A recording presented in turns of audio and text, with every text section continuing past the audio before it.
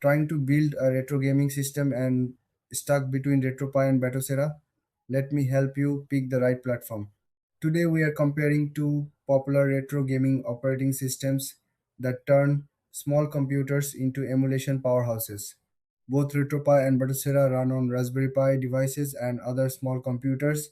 They bundle emulators into clean interfaces, letting you play thousands of classic games from old consoles and arcades.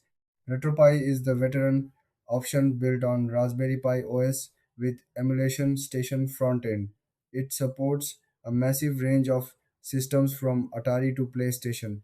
The setup requires some configuration but offers deep customization through its modular architecture.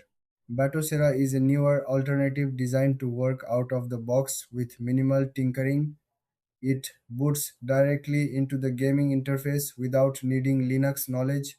The system emphasizes controller first navigation and automatic emulator configuration. The main difference is flexibility versus simplicity. RetroPie gives you more control over every setting and emulator version. Batocera prioritizes immediate gaming with sensible defaults and automatic updates. For features, RetroPie offers more themes, deeper shader customization, and broader controller support.